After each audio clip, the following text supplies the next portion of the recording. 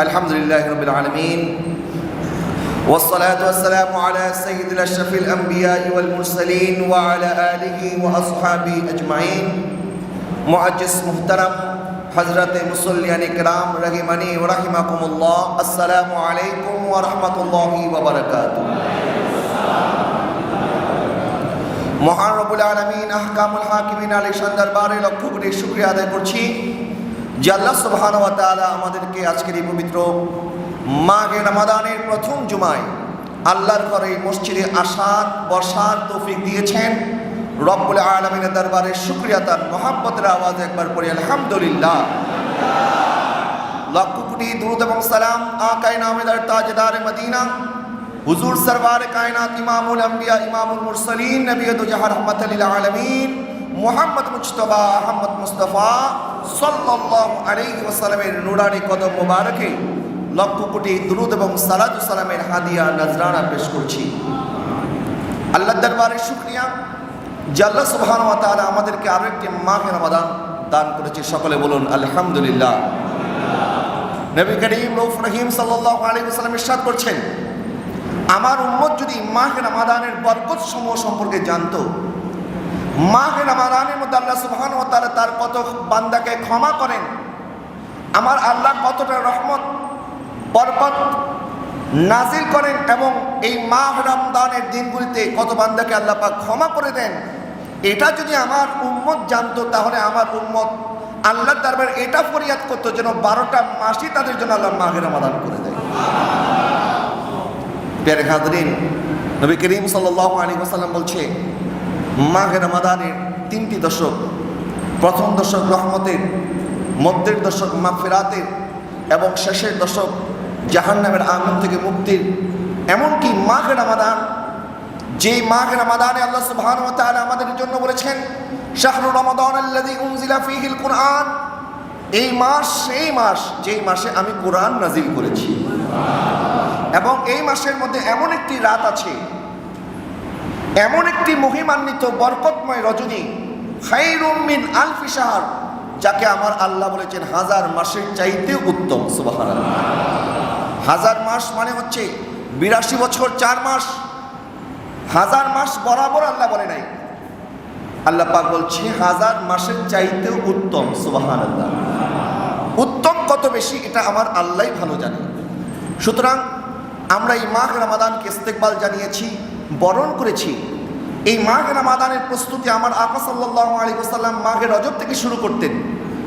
রজব মাস যেত, শাবান মাস যেত, এরপরে মাহে রমাদান যখন আসতো হযরত আয়েশা সিদ্দিকা রাদিয়াল্লাহু তাআলা বলেন, আমার নবী সাল্লাল্লাহু আলাইহি ওয়াসাল্লাম মাহে রমাদান পাওয়ার পরে মনে হয় কোমর বেঁধে ইবাদত বন্দেগীতে নিয়োজিত হয়ে যেতেন।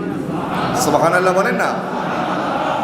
এই মাস এমন একটি মাস, নবী করিম সাল্লাল্লাহু আলাইহি ওয়াসাল্লাম ইরশাদ করছেন, ইযা দাখালা শাহরু রমাদান ফুতিহাত আবওয়াবুস সামা ওয়া গুল্লিকাত আবওয়াবু জাহান্নাম ওয়া সুলসিলাতিশ শায়াতিন। এই একটি হাদিসের পাশাপাশি আরো কয়েকটি হাদিস আছে। এই হাদিসটি বললাম মুত্তাফাক আলাইহি হাদিস। অন্য একটি সিগার মধ্যে এসেছে ফুতিহাত আবওয়াবুল জান্নাহ। নবী সাল্লাল্লাহু আলাইহি ওয়াসাল্লাম ইরশাদ করছেন, যখন মাহে রমাদান আসে আল্লাহ সুবহানাহু ওয়া তাআলা জান্নাতের দরজাগুলি খুলে দেয়, জাহান্নামের দরজাগুলি বন্ধ করে দেয় এবং শয়তানকে শিকলবদ্ধ করা হয়। কেন করা হয়? আল্লাহ সুবহানাহু ওয়া তাআলা চান এই মাহে রমাদানে আমরা ইবাদত বন্দেগী করি। কারণ যখন জান্নাতের দরজা খোলা হবে, জাহান্নামের দরজা বন্ধ হবে এবং শয়তানকে শিকলবদ্ধ করা হবে, যে শয়তান আমাদেরকে দিয়ে গুনাহ করায়, অর্থাৎ গুনাহ করার রাস্তাগুলি আল্লাহ চান বন্ধ করে দেওয়ার জন্য, যেন বান্দা গুনাহ থেকে নিজেকে বাঁচাতে পারে। তার যাবতীয় ব্যবস্থাপনা আল্লাহ সুবহানাহু ওয়া তাআলা মাহে রমাদানে করে দেন। কারণ কি? আল্লাহ পাক বলছেন, ইয়া আইয়ুহাল্লাযীনা আমানু কুতিবা আলাইকুমুস সিয়ামু কামা কুতিবা আলাল্লাযীনা মিন ক্বাবলিকুম, আমি তোমাদের উপরে মাহে রমাদানের সিয়াম সাধনাকে ফরজ করেছি যেভাবে ফরজ করেছি পূর্ববর্তী নবীদের উম্মতের উপরে। পূর্ববর্তীদের উপরেও এই মাহে রমাদানের রোজা, আমাদের যেমন 1 মাস ব্যাপী রোজা, তাদের উপরে হয়তো 1 মাস ব্যাপী রোজা ফরজ ছিল না, কিন্তু রোজা প্রত্যেক নবীর উম্মতের উপরেই ফরজ ছিল। আদম আলাইহিস সালামের সময় প্রত্যেক মাসে 3 দিন রোজা ফরজ ছিল, আইয়ামে বিজ যাকে বলা হয়, চাঁদের 13, 14, 15। এইভাবে অন্যান্য নবী আলাইহিস সালামদের উপরে প্রত্যেক মাসে 3 দিন, মুসা আলাইহিস সালামের উম্মতের উপরে আশুরা রোজা ফরজ করা হয়েছিল। এইভাবে আল্লাহ সুবহানাহু ওয়া তাআলা অন্যান্য নবী আলাইহিস সালামদের উপরে, ওনাদের উম্মতের উপরে রমাদানুল মুবারকের আমাদের যেমন 1 মাস ব্যাপী রোজা ফরজ না থাকলেও তাদের উপরে বিভিন্নভাবে ফরজ করা হয়েছিল, কিন্তু আল্লাহ সুবহানাহু ওয়া তাআলা আমাদেরকে গোটা একটি মাস মাহে রমাদানে 1 মাস ব্যাপী সিয়াম সাধনা ফরজ করেছেন। কেন? লাআল্লাকুম তাত্তাকুন, যেন তোমরা পরহেজগারিতা অর্জন করতে পারো। সুবহানাল্লাহ, যেন আমরা পরহেজগারিতা মুত্তাকি হতে পারি। এবং এই মাসের ফজিলত সম্পর্কে আমার আকা সাল্লাল্লাহু আলাইহি ওয়াসাল্লাম বলছে, মান সামা রমাদানা ঈমানান ওয়া ইহতিসাবা গুফিরা লাহু মা তাকাদ্দামা মিন যামবি, মুত্তাফাক আলাইহি হাদিস। নবী সাল্লাল্লাহু আলাইহি ওয়াসাল্লাম ইরশাদ করছেন, যে ব্যক্তি ঈমান এবং ইহতিসাবের সাথে মাঘ রমাদানের সিয়াম সাধনা পালন করে, আল্লাহ সুবহানাহু ওয়া তাআলা ওই বান্দার অতীত জীবনের সকল গুনাহ আল্লাহ ক্ষমা করে দেয়। এবং শুধু তাই নয়, নবী করিম সাল্লাল্লাহু আলাইহি ওয়াসাল্লাম ইরশাদ করছেন, আস-সাওমু নিসফুস সাবর ওয়া লিকুল্লি শাইইন যাকাতুন ওয়া যাকাতুল জিসমি আস-সাওম। রোজা হচ্ছে সবরের অর্ধেক এবং প্রত্যেকটা জিনিসের এক একটা যাকাত আছে, পবিত্রতা অর্জন করার একটা উপায় আছে। যাকাত মানে পবিত্র করা, প্রত্যেকটা জিনিস পবিত্র করার একটা উপায় আছে। আর আমাদের দেহের পবিত্রতা, আমাদের শারীরিক পবিত্রতা অর্জন হবে যখন আমরা সিয়াম সাধনা পালন করব। এবং নবী সাল্লাল্লাহু আলাইহি ওয়াসাল্লাম বলছেন, আস-সাওমু জুন্নাহ, সিয়াম হচ্ছে ঢাল স্বরূপ। কিসের থেকে ঢাল? সিয়াম আমাদেরকে জাহান্নামের আগুন থেকে বাঁচায়। জাহান্নামের আগুন, জাহান্নামের তাপ থেকে সিয়াম সাধনা আমাদেরকে বাঁচায়।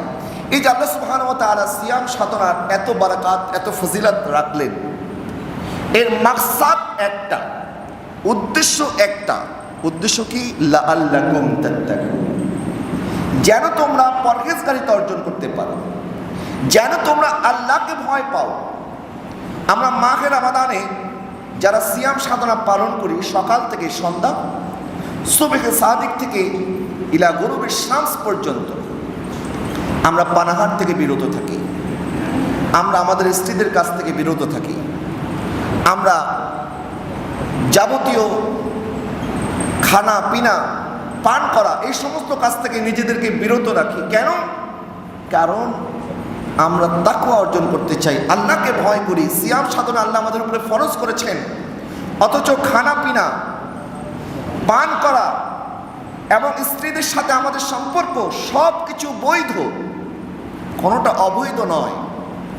প্রত্যেকটা জিনিস বৈধ হবার পরেও নির্দিষ্ট সময় আমরা এই বৈধ কাজ থেকে নিজেকে বাঁচিয়ে রাখি, হেফাজত করি। খানা পিনা আমাদের জন্য বৈধ, হালাল খাবার, আমরা খাচ্ছি না। পান করা আমাদের জন্য হালাল, আমরা পান করছি না। আমাদের স্ত্রী আমাদের জন্য হালাল, কিন্তু আমরা তাদের সাথে যাচ্ছি না। সব কিছু বৈধ হওয়ার পরেও আমরা এখান থেকে নিজেকে পরহেজ করছি, বিরত রাখছি। আল্লাহ সুবহানাহু ওয়া তাআলা বলছেন, লাআল্লাকুম তাত্তাকুন, আমি চাই তোমরা পরহেজগারিতা অর্জন করো। যেইভাবে মাহে রমাদানে তোমরা ফজর থেকে মাগরিব পর্যন্ত হালাল বস্তু থেকে যদি আমি আল্লাহর সন্তুষ্টি কামনায় বিরত থাকতে পারো, আর বাকি 11 মাস কেন তোমরা হারাম কাজ থেকে বিরত থাকতে পারবে না? যে বান্দা মাহে রমাদানের একটি মাস হালাল বস্তু থেকে নিজেকে বিরত রাখতে পারে, কার সন্তুষ্টির জন্য? বলেন না, আমরা কার সন্তুষ্টির জন্য রোজা রাখি? আল্লাহর সন্তুষ্টির জন্য। যদি আমরা হালাল জিনিস থেকে নিজেকে বাঁচাতে পারি, তাহলে বাকি 11টি মাস আমরা কেন হারাম থেকে নিজেকে বাঁচাতে পারবো না? মাহে রমাদানে আমরা সিয়াম সাধনা পালন করার সময় আমাদের সামনে ইফতার থাকে, আমাদের সামনে শরবত থাকে, আমাদের সামনে সুস্বাদু খাবার আছে, তারপর আমরা খাই না। এমনকি আমাদের বাচ্চারা যখন মাকে গিয়ে বলে, মা তোমরা রোজা রাখো, আমিও রোজা রাখবো, এখন মা বলে, বাবা তুমি তো ছোট মানুষ, তোমার উপরে তো রোজা ফরজ হয়নি, তারপরেও বাচ্চারা জিদ ধরে, না মা আমিও রোজা রাখবো। তখন মারা সান্ত্বনা দেওয়ার জন্য বলে, ঠিক আছে বাবা, আমরা বড় যারা তারা আমাদের জন্য সকাল থেকে সন্ধ্যা একটা রোজা, ফজর থেকে মাগরিব, আর বাচ্চাদের জন্য 2টা রোজা। ফজরে আমাদের সাথে সেহরি করবা, 12টা বাজে একবার ইফতার করবা, আবার 12টা বাজে সেহরি কইরা মাগরিবের সময় আবার ইফতার করবা। এটা হচ্ছে বাচ্চাদেরকে সান্ত্বনা দেওয়ার জন্য মারা বলে। এখন ওই বাচ্চা যে মনে করে যে আমি তো রোজা পালন করছি, এই বাচ্চাটা দেখবেন ফজরের সময় যখন সেহরি করে, সে মনে করে আমার ইফতারের সময় হবে 12টা বাজে। এই 12টা পর্যন্ত ওই বাচ্চা ভুলেও মুখের মধ্যে পানি নেয় না, ভুলেও খাবার গ্রহণ করে না। আবার 12টা থেকে মাগরিব পর্যন্ত ভুলেও সে লুকিয়ে লুকিয়ে পানি পান করে না, কারণ ওই বাচ্চাও জানে আমাকে কেউ দেখুক চাই না দেখুক, আমার আল্লাহ আমাকে দেখতেছে। উজু করার সময় সাবধানে উজু করি, যেন আমার গলার মধ্যে পানি প্রবেশ না করে। আমার গলায় পানি প্রবেশ করলে বাইরের মানুষ দেখুক আর না দেখুক, আমাদের ঈমান, আমাদের বিশ্বাস, আমার আল্লাহ আমাদেরকে দেখতেছে। কথা বলেন না, ঠিক কিনা? তাহলে মাহে রমাদানে সিয়াম সাধনা পালন করার সময় আমরা লুকিয়ে পানি খেলে যেমন আল্লাহ দেখে, আমাদের গলার ভিতরে পানি প্রবেশ করলে যেভাবে আমার আল্লাহ দেখে, ঠিক একইভাবে অন্য যত গুনাহ আছে, অন্য যত আল্লাহর হুকুম অমান্য করার মতো কাজ আছে, ওই কাজ যখন আমরা করি আমার আল্লাহ আমাদেরকে দেখে কি দেখে না? আল্লাহ সুবহানাহু ওয়া তাআলা এই বিশ্বাসটা আমাদের অন্তরের মধ্যে পাকাপোক্তভাবে দিয়ে দিতে চান। বান্দা তাকওয়া অর্জন করো, সিয়াম সাধনা পালন করছি, আবার অন্যান্য গুনাহও করছি। আমরা রোজাও রাখতেছি, নামাজও তরক করছি। আমরা রোজা রাখতেছি, আবার সিনেমা দেখতেছি। রোজা রাখতেছি, মিথ্যা কথা বলছি। মনে রাখবেন, তাহলে রোজার ফরজিয়ত তো আদায় হয়ে যাবে, কিন্তু যেই উদ্দেশ্যে আল্লাহ সুবহানাহু ওয়া তাআলা আমাদেরকে রোজা দান করেছেন, এই উদ্দেশ্য হাসিল হবে না, এবং আল্লাহ তাদেরকেও ক্ষমা করবে না। কারণ নবীজি ক্ষমার সাথে শর্ত জুড়িয়ে দিয়েছেন, মান সামা রমাদানা ঈমানান ওয়া ইহতিসাবা গুফিরা লাহু মা তাকাদ্দামা মিন যামবি। যে ঈমানের সাথে ইহতিসাবের সাথে, এই ঈমান এবং ইহতিসাব কি? তাকওয়া। যতক্ষণ আমরা পরিপূর্ণভাবে তাকওয়া অর্জন করতে না পারবো, এমনকি নবী সাল্লাল্লাহু আলাইহি ওয়াসাল্লাম বলেছেন, তোমরা যখন সিয়াম সাধনা পালন করবে, যদি তোমার সাথে কেউ তর্ক করতে আসে, তোমাকে কেউ গালি দেয়, খবরদার তার সাথে তুমি তর্ক করবে না, তাকে তুমি পাল্টা গালি দিবে না, বরং তুমি তাকে বলবে আনা সাইম, আমি রোজাদার। সুবহানাল্লাহ বলেন, আমি কি? রোজাদার। কিন্তু দুঃখজনক বিষয়, আমরা রোজাও পালন করি, আবার মানুষের সাথে ঝগড়া করি, বিবাদ করি, মানুষকে গালাগালি করি, অশ্লীল কথাবার্তা বলি। পেয়ারে হাজরিন, এখন আপনারা বলতে পারেন যে হুজুর, আল্লাহ পাক তো এই মাহে রমাদানে শয়তানকে শিকলবদ্ধ করে, শিকলবদ্ধ করার পরে আমরা কেন গুনাহ করি? আমরা জানি শয়তান মানুষকে দিয়ে গুনাহ করায়, তো শয়তান তো এখন থাকে বন্দি অবস্থায়, তো এখন আমরা কেন গুনাহ করি? না, শয়তান সবসময় আমাদেরকে দিয়ে গুনাহ করায় না। আমাদের শত্রু হচ্ছে দুইটা, এক হচ্ছে শয়তান, আরেক হচ্ছে আমাদের কলব, আমাদের নফস। এই নফস, এটা আমাদের শত্রু। শয়তান যেভাবে আমাদের শত্রু, আমাদের নফস আমাদের শত্রু। কারণ শয়তান যেভাবে ভয়ঙ্কর, নফসের প্রতারণাও তার চাইতে কোনো অংশে কম নয়। কারণ শয়তান তো শয়তান হয়েছে তার নফসের তাড়নায়, নয়তো শয়তানকে শয়তান কে বানিয়েছে? শয়তানের আগে তো কোনো শয়তান ছিল না, তো এই শয়তান শয়তানি কেমনে করলো? কারণ শয়তানের নফস শয়তানকে শয়তান বানিয়েছে। আমাদের প্রত্যেকের সাথে আমাদের নফস আছে। আমাদের দুইটা শত্রু, একটা শত্রুকে আল্লাহ শিকলবদ্ধ করেছে, আরেকটা শত্রু আমাদের সাথে আছে। শয়তানকে শয়তান বানিয়েছে তার নফস। যেমন শয়তান বলেছিল আল্লাহকে, আল্লাহ আমি কেন সিজদা করব? আনা খায়রুম মিনহু, আমি তো আদম থেকে উত্তম। খালাকতানি মিন নার ওয়া খালাকতাহু মিন তিন। আল্লাহ আপনি আমাকে সৃষ্টি করেছেন আগুন থেকে, আর আদমকে সৃষ্টি করেছেন মাটি থেকে, তো আমি তো আদম থেকে উত্তম, আমি সেরা। এই যে আমি, আনানিয়াত, নিজেকে নিজে আমিত্ব প্রকাশ করা, এটা আল্লাহর পছন্দ নয়। আল্লাহ চাইলে শয়তানের এই যুক্তির জবাব দিতে পারতেন, কারণ সৃষ্টি করেছেন আল্লাহ, হুকুম করেছেন আল্লাহ। আল্লাহ চাইলে জবাব দিতে পারতেন, তার যুক্তিকে খণ্ডন করতে পারতেন। আল্লাহ খণ্ডন করে নাই, বরং বলেছে তুমি আমার জান্নাত থেকে বের হয়ে যাও, এবং কিয়ামত পর্যন্ত তুমি অভিশপ্ত, তোমার ঠিকানা জাহান্নাম, চিরস্থায়ী জাহান্নাম। শয়তান বলেছিল আল্লাহ আপনি আমাকে বিতাড়িত করলেন, আমাকে জাহান্নামে বানিয়ে দিলেন, ঠিক আছে, আমিও আপনার বান্দার বিরুদ্ধে এমনভাবে লেগে থাকবো, আমি যেইভাবে জাহান্নামে যাব, আমার সাথে সাথে আপনার সব বান্দাকে জাহান্নামে নিয়ে যাব। আল্লাহ জিজ্ঞাসা করলেন, তুমি আমার বান্দাকে কিভাবে প্রতারিত করবে? বলে, আল্লাহ ডান দিক থেকে করব, বাম দিক থেকে করব, সামনে থেকে করব, পিছন থেকে করব, চতুর্দিক থেকে আমি আপনার বান্দাকে প্রতারণার জালে আবদ্ধ করব, আমার গুনার জালে আমি তাকে আটকে রাখবো। আমার আল্লাহ বলে, ঠিক আছে যাও, 4টা দিক আমি তোমাকে দিয়ে দিলাম, 2টা দিক আমি আমার জন্য রেখে দিলাম। আমার বান্দা যখন ডান দিক থেকে, বাম দিক থেকে, সামনে থেকে, পিছন থেকে তোমার দ্বারা প্রতারিত হয়ে গুনাহ করবে, আর বান্দা যখন জমিনে মাথাটা রাখবে, আসমানের দিকে হাত তুলে দেবে, আমার বান্দা যদি আসমান পরিমাণ সমান গুনাহ করে থাকে, আমার বান্দা ক্ষমা চাইতে দেরি করবে, আমি ক্ষমা করতে দেরি করব না।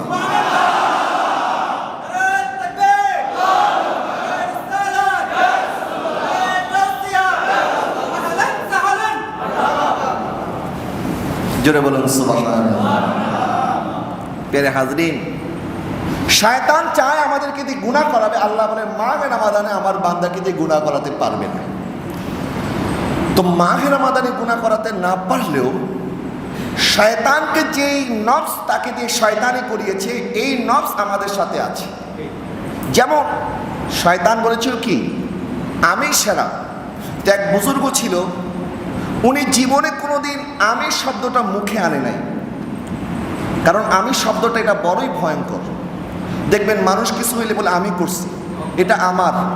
এই যে একটি অহংকার, একটি অহমিকা, এই দাম্ভিকতার সৃষ্টি হয় এই আনানিয়তের মাধ্যমে। তো এই বুজুর্গ বলেছিলেন যে আমি কোনোদিন আমি শব্দটা উচ্চারণ করব না, এবং উনি জীবনে কোনোদিন আমি শব্দটা উচ্চারণ করে নাই। তো একজন মানুষ যখন জানলো যে ওই হুজুর তো কোনোদিন আমি শব্দটা বলে না, আর মুসল্লি একজন চিন্তা করতে, আচ্ছা ঠিক আছে, আমি হুজুরে এমন প্রশ্ন করবো, হুজুরের মুখ দিয়ে আমি শব্দটা বের করাবো। এখন যারা আল্লাহওয়ালা হয়, বুজুর্গ হয়, তারা তো মুসল্লিদের এই সমস্ত টুকটাক দুষ্টামি এগুলি বুঝতে পারে। এখন প্রশ্ন করলো, হুজুর শয়তান কি বলার কারণে আল্লাহ তাকে শয়তান বানিয়েছে? এখন হুজুরও বুঝতে পেরেছে যে এই লোক কেন আমাকে এই প্রশ্নটা করেছে। তখন হুজুর বলল, ঠিক আছে, এখন তো এশার নামাজের সময় হয়ে গেছে, আসেন আমরা নামাজ পড়ি, নামাজের পরে এটার জবাব শুনব। তো নামাজ যখন শেষ হয়েছে, হুজুর জিজ্ঞাসা করলেন, নামাজের আগে আমাকে একজন প্রশ্ন করেছিল, এই প্রশ্নকর্তাকে? তখন উনি দাঁড়িয়ে বললেন, হুজুর আমি। তখন হুজুর বললেন, শয়তান এই কথাই বলেছে, শয়তান এই কথাই বলেছে। প্রিয় হাজরিন, এই আনানিয়াত আমাদেরকে ধ্বংস করে দেয়। আমাদের নফস যতক্ষণ আমাদের কাবুর মধ্যে থাকবে, ততক্ষণ শয়তান যদি রমজানের পরেও আবার আসে, কারণ শয়তান তো এখন দেখতেছে, ঠিক আছে তুমি এখন নামাজ পড়তেছো, যা করার করো, ঈদের দিন আমি তোমার সব আমল শেষ করে দেব। শয়তান কিন্তু অপেক্ষায় আছে, প্রহর গুনতেছে। যার কারণে দেখবেন এখন জুমার নামাজের সময় মুসল্লির অভাব নাই, আর ঈদের দিন ফজরের সময় মুসল্লি পাওয়া যায় না। কারণ হচ্ছে শয়তান এখন আপনাকে টার্গেট করে রেখেছে যে তুমি মাহে রমাদানে যা করো অসুবিধা নাই, মাহে রমাদানের পরে আমি আবার আসতেছি তোমার কাছে। কিন্তু মাহে রমাদানের পরে শয়তান আমাদেরকে দিয়ে শয়তানি করাতে পারবে না যদি আমাদের নফসকে কন্ট্রোল করতে পারি। হযরতে ফরিদউদ্দিন আখতার রহমাতুল্লাহি আলাইহি উনি বলছেন, আমাদের নফসকে কাবু করার 3টা পদ্ধতি আছে। এই 3টা পদ্ধতি যদি আমরা অবলম্বন করতে পারি, তাহলে আমরা আমাদের নফসকে কাবু করতে পারব। 1 নাম্বার উনি বলছেন, চুপ থাকা, কম কথা বলা। নবী সাল্লাল্লাহু আলাইহি ওয়াসাল্লাম ইরশাদ করছেন, ফামান সামিতা নাজা, যে ব্যক্তি চুপ থাকলো সে নাজাত পেল। আমরা অনেক সময় দেখি মানুষ যখন বেশি কথা বলে, যারা বেশি কথা বলে তার মুখ দিয়ে ফাহেসা কথা বেশি বের হয়, ভুল বেশি হয়। হয়তোবা এই কথাটা বলার ইচ্ছা ছিল না, কিন্তু বলে ফেলেছে, কারণ তার অভ্যাসই বেশি কথা বলা। এই জন্য সিয়াম সাধনায় আমরা যেভাবে নিজেদের জবানকে হেফাজত করি, সিয়াম সাধনার পরেও অন্য 12টি মাস 11টি মাসও আমাদেরকে আমাদের জবানকে কাবু রাখতে হবে। নবী করিম সাল্লাল্লাহু আলাইহি ওয়াসাল্লাম বলছেন, মাইয়াত মানুলি মা বাইনা লিহিয়াইহি ওয়া মা বাইনা রিজলাইহি আতমানু লাহুমুল জান্নাহ, যে ব্যক্তি 2টা জিনিসের গ্যারান্টি আমাকে দিবে, আমি তাকে জান্নাতের গ্যারান্টি দিব। সুবহানাল্লাহ। আমার নবী জান্নাত দিতে পারে কি পারে না? জান্নাত দেওয়ার ক্ষমতা আছে কি আছে না?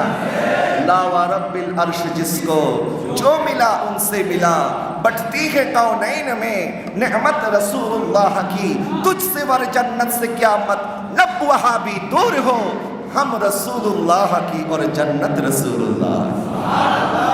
प्यारे हाज़रीन, নবীজি বলছেন দুইটা জিনিসের গ্যারান্টি দাও, আমি তোমাকে জান্নাতের গ্যারান্টি দেব। এক নাম্বার, তোমার দুই জওয়ানের মাঝখানে যা আছে, তোমার জিহ্বা, এবং তোমার দুই উরুর মাঝখানে যা আছে, তোমার প্রাইভেট পার্ট, লজ্জাস্থান, দুইটা জিনিসের গ্যারান্টি আমাকে যদি দিতে পারো, আমি নবী তোমাকে জান্নাতের গ্যারান্টি দিলাম। অর্থাৎ আমাদের সব পাপের মূল হচ্ছে আমাদের জিহ্বা। আরেক হাদিসে আছে আমাদের দেহের প্রত্যেকটা অঙ্গ প্রত্যঙ্গ প্রত্যেক দিন সকালবেলা এই জিহ্বার কাছে পানাহ চায় যে জিহ্বা তুমি কিন্তু আজকে আমাদেরকে দিয়ে উল্টাপাল্টা কাজ করায় না, তুমি ঠিক আমরা ঠিক, তুমি বেঠিক আমরা বেঠিক। মানুষের ঝগড়া শুরু হয় কথার মাধ্যমে। যখন মানুষ কথা বলে, গালি দেয়, তখন তার হাত পা নাড়াচাড়া শুরু হয়, তো জিহ্বার মাধ্যমে গুনাহটা আমরা শুরু করি। তো হযরত ফরিদউদ্দিন আত্তার রাহমাতুল্লাহি আলাইহি বলছে আমরা তখন আমাদের নফসকে কাবু করতে পারবো যতক্ষণ আমরা চুপ থাকব। এবং আল্লাহ সুবহানাহু ওয়া তাআলা পবিত্র কোরআন কারীমে সূরা আল মুমিনুনের মধ্যে বলছেন ওয়াল্লাযীনা হুম আনিল লাগwi মুরিদুন, যারা অনর্থক কথা থেকে নিজেকে বাঁচাতে পারে। আমরা অনেক সময় বেশি কথা বলতে গিয়ে এমন কথা বলে ফেলি, তখন মনে হয় হায় হায় কি করলাম, কি বললাম, আফসোস করি। মনে রাখবেন, কামান থেকে গোলা ছোড়ার পরে, বন্দুক থেকে যখন নল থেকে গুলি একবার বের হয়ে যায়, ওই গুলি যেমন বন্দুকে ফিরে আসে না, আমাদের মুখের কথা যখন একবার বের হয়ে যায়, ওই কথাও কিন্তু আর ফিরে আসে। এই জন্য একটি কথা আছে, ভাবিয়া করিও কাজ, করিয়া ভাবিয়া। তো আমরা অনেক সময় বেশি কথা বলতে গিয়ে ফায়সা কথা বলে ফেলি। এই জন্য কথা যত কম বলা যায়। নবীজি বলছেন মান সামিতা নাজা, যে চুপ থাকলো সে নাজাত পেল। এই চুপ থাকা আমাদের নফসের বিরুদ্ধে একটি জিহাদ। নফসকে কাবু করার একটা মহা ওষুধ হচ্ছে চুপ থাকা। দুই নম্বর আল জু, ক্ষুধার্ত থাকা। আমরা এই যে ক্ষুধার্ত আছি, নবী সাল্লাল্লাহু আলাইহি ওয়াসাল্লাম বলছেন, বিশেষ করে যারা যুবক আছেন, যুবকদের উদ্দেশ্যে আমার নবী বলছেন ইয়া মাশারাশ শাবাব মান ইসতাতা মিনকুমুল বাআতা ফালিয়াতাযাওয়াজা ওয়া মান লাম ইসতাতি ফাআলাইহি বিস-সাওম ফাইন্নাহু লাহু উইজা। আমার আকা সাল্লাল্লাহু আলাইহি ওয়াসাল্লাম ইরশাদ করছেন, হে যুবকরা, তোমাদের মধ্যে যাদের সামর্থ্য আছে বিয়ে করার, তোমরা বিয়ে করো। আমাদের প্রাইভেট পার্টের হেফাজতের কথা নবীজি বলেছেন। আমাদের লজ্জাস্থান হেফাজত হবে যখন আমরা, যারা উপযুক্ত হয়েছেন, সামর্থ্যবান হয়েছেন, তারা যদি শাদী করেন, তাহলে এই সমস্ত গুনাহ থেকে নিজেকে বাঁচাতে পারবেন। এরপরে নবীজি বলছেন ওয়ামান লাম ইয়াস্তাতি ফাআলাইহি বিস-সাওম, আর যদি তোমরা বিয়ে করতে না পারো, হতে পারে আর্থিক সামর্থ্য নাই, অন্য যে কোনো কারণে যদি বিয়ে করতে আমরা না পারি, নবীজি বলছেন তাহলে তার জন্য আছে রোজা। কারণ তুমি যখন রোজা রাখবে তখন তোমার শাহওয়াতটা কমে যাবে। আমাদের যৌবিক চাহিদাকে বাধাগ্রস্ত করার জন্য সওম হচ্ছে একটি ওষুধ। এই সওম আমাদেরকে গুনাহ থেকে হেফাজত করে।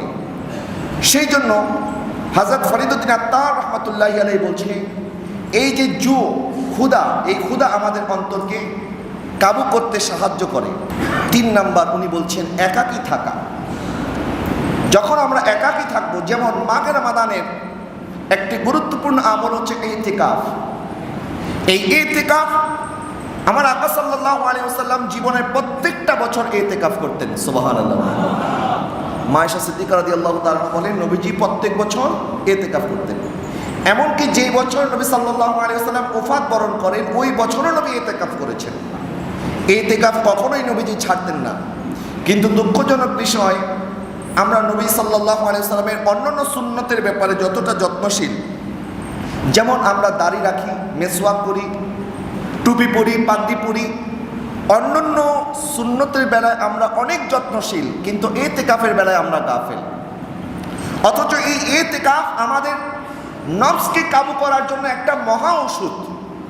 কারণ আমরা যখন ইতিকাফে একাকী থাকব, আল্লাহকে নিয়ে চিন্তা করব, আমার সৃষ্টি নিয়ে চিন্তা করব, আল্লাহর ইবাদত বন্দেগীর মধ্যে একাকী সময় ব্যয় করব। একাকী থাকার মধ্যে অনেক ফজিলত আছে। এর মানে এই নয় আমরা বাজার সদাই যাব না, আত্মীয় স্বজনের সাথে দেখা সাক্ষাৎ করবো না।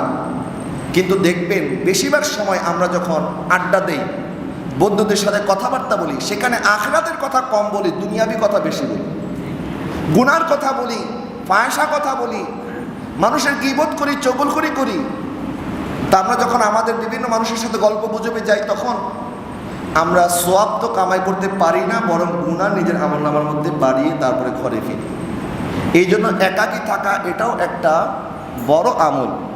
এবং মাহে রমাদানে এই ইতিকাফ আমাদেরকে একাকী থাকার যে আমলটা শিক্ষা দেয়, যে একাকী ইবাদত বন্দেগী করা, আল্লাহকে স্মরণ করা এবং নিজেকে নিজে চিন্তা করা যে আমি কি করছি, আমার গন্তব্য কোথায়, আমি কোথায় যাব। আজকে দেখেন কোনো মানুষের যদি আল্লাহ না করুক তাকে আইসিইউতে থাকতে হয়, হসপিটালে থাকতে হয়, সেখানে কিন্তু তিনি 8 দিন 10 দিন যখন একাকী থাকেন তখন অনেক কিছু চিন্তা ভাবনা করেন, নিজেকে সংশোধন করার একটা চেষ্টা করেন যে আমি কি করলাম, আমার হাতে তো আর সময় নাই, হয়তোবা এই আইসিইউ থেকে আবার বাড়িতে ফিরে নাও যেতে পারি।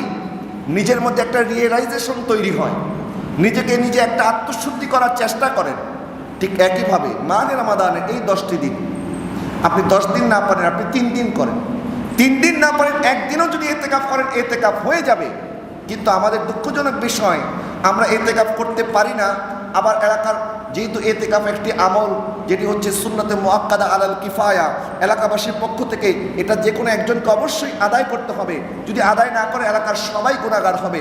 তখন অনেক জায়গার মধ্যে এমন হয় যে ইতিকাফকারীর জন্য মুসল্লি পাওয়া যায় না, তখন এলাকার লোকেরা টাকা কালেকশন করে একজন বৃদ্ধকে একটা টাকা দিয়ে দেয় যে বাবা আপনাকে টাকা দিলাম, এই টাকার বিনিময়ে আপনি ইতিকাফ করেন। নাউজুবিল্লাহ বলেন। আমরা কতটা গাফেল যে এলাকার মধ্যে একটা মানুষ পাওয়া যায় না ইতিকাফ করার জন্য, অথচ এটা অনেক বড় আমল। আমরা একাকী থাকলে নিজেকে নিজে প্রশ্ন করতে পারবো আমরা কি করলাম এবং আমাদের কি করণীয়। আমরা তো মানুষের দিকে তাকাই। একবার এক ব্যবসায়ী এক জায়গায় সফরে বের হয়েছে, ওনার কাছে একটা হীরার টুকরা ছিল। এখন ওনার কাছে একটা হীরার টুকরা আছে, এটা চোর বুঝতে পেরেছে। চোর যখন বুঝতে পেরেছে তখন চোর তার সাথে সফরে একসাথে রওনা দিয়েছে এবং চোরও বলতেছে আমি একজন ব্যবসায়ী, আমিও হীরার ব্যবসা করি, আমিও আপনার সাথে ব্যবসায় যাচ্ছি। বলে ঠিক আছে চলেন একসাথে যাই। তো যখন সফরের মধ্যে একসাথে যাচ্ছে জাহাজ দিয়ে, আগের কালে তো জাহাজের সফর ছিল, উড়োজাহাজ ছিল না, তো জাহাজ দিয়ে যখন যাচ্ছে অনেক খোঁজ গল্প করতে করতে করতে করতে যখন রাত হয়ে গেল তখন চোর চিন্তা করলো ঠিক আছে এখন আমার চুরি করার সময় এসেছে। সে যখন ঘুমাবে তারপরে আমি তার পকেট থেকে তার হীরাটা চুরি করব। যখন ব্যবসায়ীও তার এই মতলব বুঝলো, যখন চোর ঘুমিয়ে পড়েছে, ব্যবসায়ী কী করলো, তার নিজের পকেটের মধ্যে যে হীরার টুকরা ছিল এই হীরার টুকরা নিজের পকেট থেকে বের করে চোরের পকেটে নিয়ে রেখে দিয়েছে। এখন চোর যখন মাঝরাতে ঘুম থেকে জাগ্রত হয়ে দেখছে ব্যবসায়ী ঘুমাচ্ছে, এখন চোর তো ওই ব্যবসায়ীর ডানে বামে সব পকেট খুঁজতে খুঁজতে শেষ, তার ব্যাগ ট্যাগ সব খুঁজেছে, খুঁজতে খুঁজতে দেখে কোথাও নাই। তা আবার সে ঘুমিয়ে পড়েছে। তা আবার ফজরের সময় ওই ব্যবসায়ী উঠে তার পকেট থেকে সেই হীরাটা নিজের পকেটে রাখলো। সকালবেলা যখন চোর ঘুম থেকে জাগ্রত হয়ে জিজ্ঞাসা করছে আচ্ছা ভাই কালকে রাত্রে আপনার কাছে যে হীরাটা ছিল ওই হীরাটা কি আছে আপনার কাছে? বলে হ্যাঁ আছে। তো বলে কোথায়? পকেট থেকে বের করে দেখালে এই যে আমার হীরা। চোর চিন্তা করতেছে আমি এত চেষ্টা করলাম তার এই পকেটের মধ্যে তো আমি হাত দিয়েছি, এই পকেটে হাত দেওয়ার পরও এই হীরাটা পেলাম না। আচ্ছা ঠিক আছে আজকে রাত্রে ঠিক আমি এই হীরাটা চুরি করব। আবার দ্বিতীয় রাত্রে একই অবস্থা, দ্বিতীয় রাত্রেও ওই ব্যবসায়ী চোরের পকেটের মধ্যে হীরাটা রেখে দিয়েছে। আবার তৃতীয় রাতেও যখন একই নিয়ত নিয়ে চোর ঘুমাতে গিয়েছে, তৃতীয় রাত্রে ওই ব্যবসায়ী তার পকেট থেকে হীরাটা নিয়ে চোরের পকেটে রেখে দিয়েছে। তৃতীয় রাত্রেও চোর যখন খুঁজতে খুঁজতে কোথাও পায় না, ক্লান্ত হয়ে ঘুমিয়ে পড়েছে।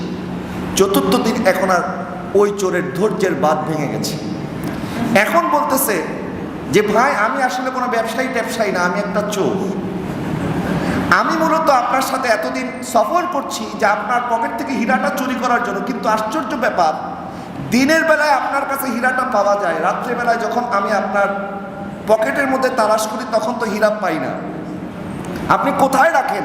এখন আমাকে এই কৌশলটা একটু বলে দেন, আমার আর ধৈর্য কুলাচ্ছে না।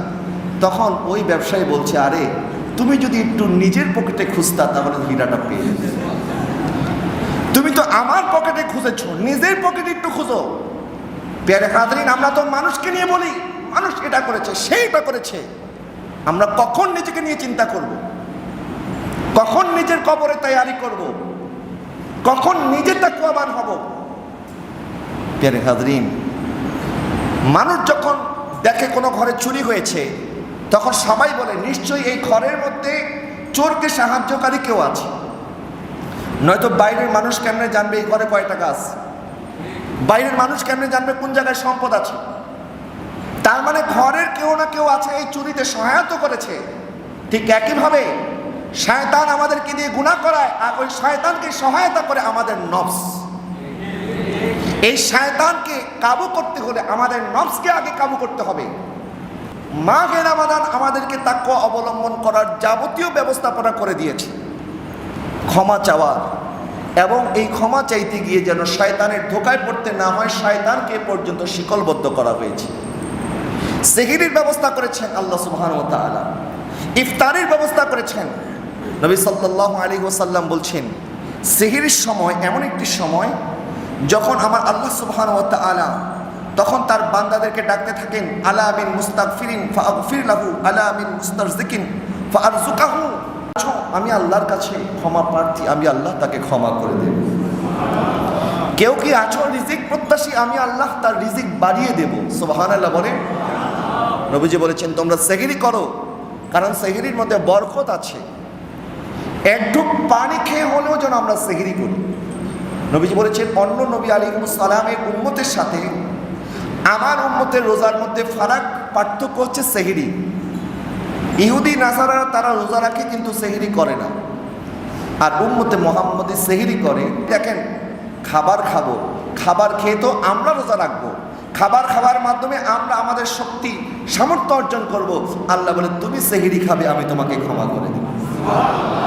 2 নাম্বার ইফতার। এই ইফতার আমরা যখন করি, আমার আকা সাল্লাল্লাহু আলাইহি ওয়াসাল্লাম বলছে ইফতার এমন একটি ইবাদত, as-সাইমুল ফারহাতান, সিয়াম সাধনা পালন করে তার জন্য 2টা খুশির সময়। এক সময় হচ্ছে সে যখন ইফতার করে, আরেকটি সময় হচ্ছে যখন সে আল্লাহর সাথে কিয়ামতের ময়দানে মিলিত হবে। সুবহানাল্লাহ। ইফতার করা আমাদের জন্য আনন্দের একটি বিষয়, আমার নবী সাল্লাল্লাহু আলাইহি ওয়াসাল্লাম বলেছেন। এই জন্য ইফতার করতে দেরি করবেন না। অনেকে ইফতার করতে দেরি করেন। ইফতার করার সুন্নত হচ্ছে তাড়াতাড়ি ইফতার করা, যখন ওয়াক্ত হয়ে যাবে। তবে এটা আবার নয় যে আপনি ওয়াক্ত হওয়ার আগে ইফতার শুরু করে দিলেন। আবার আমাদের দেশে একটি কনসেপ্ট মানুষের মাথার মধ্যে চলে এসেছে। মানুষ মনে করে সুবহে সাদিকের সময় মনে হয় আজানের সাথে, ইফতারের সময় মনে হয় আজানের সাথে। না, সুবহে সাদিক এবং ইফতার এই 2টা আজানের সাথে কোনো সম্পর্ক নাই। আজান 5 মিনিট পরেও হতে পারে। আপনি আজানের জন্য অপেক্ষা করবেন না। অনেকে খাবার খেতেই থাকে, এদিক দিয়ে তার ওয়াক্ত চলে গেছে, সুবহে সাদিক হয়ে গেছে, কিন্তু হয়তো মুয়াজ্জিন সাহেব আজান দিতে বিলম্ব করছেন। আর যেহেতু ওই সময়টা একটি সন্দেহযুক্ত সময়, এই জন্য মাঝে মধ্যে 2, 4, 5 মিনিট পরে মুয়াজ্জিনরা আজান দেয়। তো এই জন্য আজানের অপেক্ষা করতে করতে আপনি যদি খাবার খেতেই থাকেন আর ওই দিক দিয়ে যদি ওয়াক্ত হয়ে যায়, তাহলে কিন্তু আপনার রোজা হবে না। আবার একইভাবে যদি আপনি মনে করেন মুয়াজ্জিন আজান দিয়ে দিয়েছে কিন্তু এখনো ওয়াক্ত হয় নাই, আপনি খাবার শুরু করে দিলেন মাগরিবের আগেই, তাহলে কিন্তু আপনার রোজা ভেঙে যাবে। এই জন্য মাহে রমাদানের তোহফা আমাদের প্রায় প্রত্যেকের কাছেই আছে। বিভিন্ন প্রতিষ্ঠানের, মাদ্রাসার, এতিমখানার, বিভিন্নভাবে আমাদের কাছে ইসলামী ফাউন্ডেশনের সেহরির সময়, ইফতারের সময় সব দেওয়া আছে। এই জন্য আপনারা ঘড়িকে ফলো করবেন, সময়কে ফলো করবেন, আজানকে নয়। আজানের সাথে সেহরি এবং ইফতারের কোনো সম্পর্ক নাই। এটা হচ্ছে নামাজের সাথে সম্পর্ক। আজানের সাথে সম্পর্ক নামাজের, সেহরি ইফতারের নয়। ইফতার করা এবং আল্লাহর সাথে সাক্ষাৎ করা, 2টাকে নবীজি পাশাপাশি কেন বললেন? কারণ পাশাপাশি এই জন্য বলেছেন, আল্লাহ সুবহানাহু ওয়া তাআলা হাদিসে কুদসির মধ্যে বলেন, আস-সাওমু লি ওয়া আনা আজজি বিহি।